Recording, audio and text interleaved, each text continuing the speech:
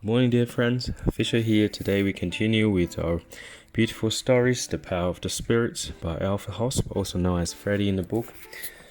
And as what Bruno explained what happened to Freddie when he was born. And then also Bruno was making the demonstrations by imitating what the midwife has done to Freddie when he was born. And then after his demonstration, and he turned to Freddie and said, "Yes, that is how it happened back then. This woman was controlled by evil because she know no respect for life. In this way, she has also caused serious harm to still other newborn babies who had been helplessly delivered up to her. A person of evil will, such as this, should never have been allowed to take up the profession of midwife. Today, so that is 1958, this woman is very seriously afflicted since all of the bad that she has been passing on her whole life long is now working itself out in her own body. You, dear Freddie, may never be angry with this midwife.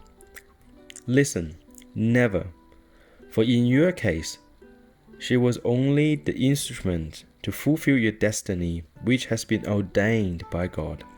For it is precisely a bodily limitation that is necessary for you, for your mental, spiritual development, since you would otherwise have done everything else. But you would have not have gone the divine way that was preordained. If you understand your life in this way, you will then work out the necessary spiritual knowledge for yourself in this present life, and also put it into practice. As long as you do not abandon this path that has been willed by God, you will always have people around you who will help you in such a way that you need never experience your bodily limitation as a failing. Therefore, you must have no anxiety about your future, and take everything that comes as an opportunity for learning and grow by means of it.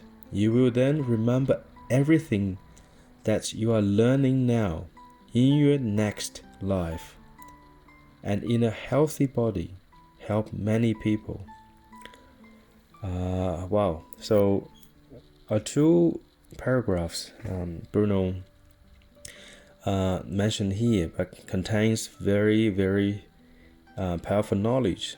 First of all, so Bruno mentioned, and that woman, that midwife who delivered Freddie when he was born, who served evil. It's very simple. There's people who serve God. There's people who serve evil. Good or bad, good or evil. As many people these days, they say, "Oh, okay, I'm so tired of thinking about good and bad. I just do whatever I want." Yes, dear friend, you can do whatever you want, but you bear whatever the consequences. It comes from it. So, what do you really want to do? Do you want good for yourself, or you want bad? Or you just don't care? That means if you do not care about the good, the bad will come. Yes, fortunately and unfortunately, mentally and spiritually speaking, and especially in the spiritual sphere, there's only good or bad. It's like the yin and yang.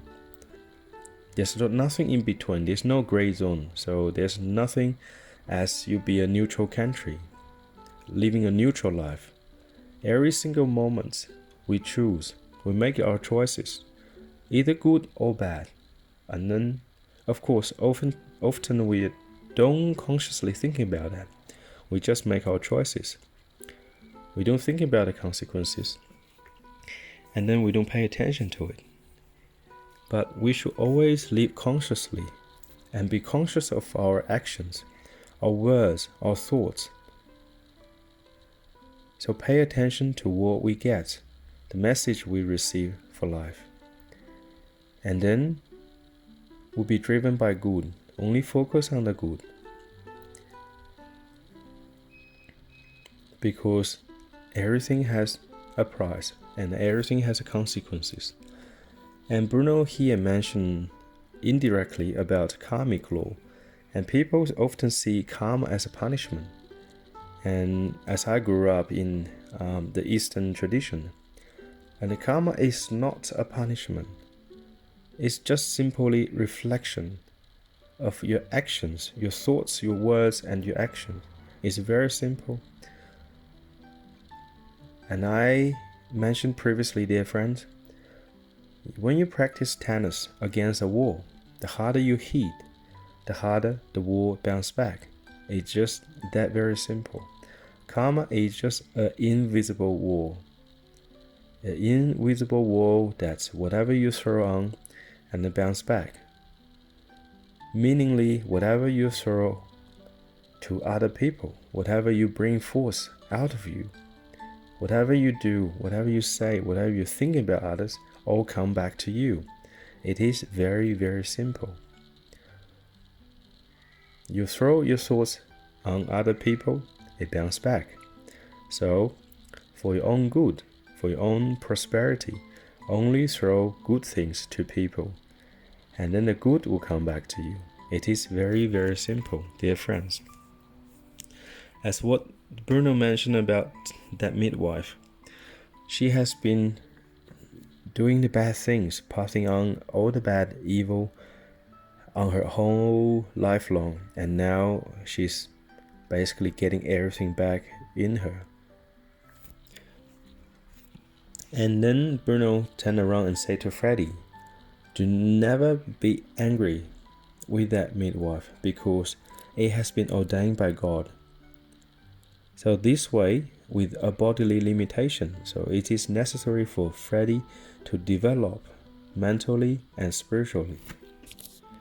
And that happened to Freddie, and that happens to so many of us. And I think back on my life, and then I was born in a poor family. And then I thought about, if I ever born in a rich family, I'd probably be a playboy. Never have any intention to be good. Probably enjoying all the luxuries, all the nice girlfriends. I probably never would think to walk on the divine path. So I had my limitation in terms of money. So in this way, because of my limitation, it forced me to do something else, to not be a playboy, to not spoil myself, but rather work hard and strive for what I want to achieve in my life, dear friends. So wherever you're born, whatever you're born into, whatever the family is, and then often it has been ordained by God. So in this way, because your limitation, and then you can work up and develop yourself. Human beings, we always look for what we don't have. If we don't have money, we'll go and make money. If we don't have a health, we'll strive for good health. And then when we have the physical limitations, and then we develop mentally, spiritually, like Steve Hawkins, because his limitation, and then he focused on physics.